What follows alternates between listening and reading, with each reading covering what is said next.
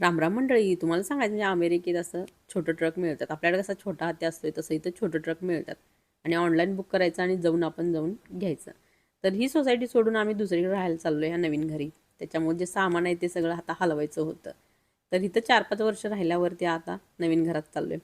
तर जे काय आपलं सामान आहे जे बॉक्समध्ये भरलं, जे बॅगा आहे नाहीत त्या सगळं सामान त्यामध्ये टाकलं आणि आपलं सामान गोळा करून की नाही आपलं ट्रकमध्ये टाकायला चालू केलं.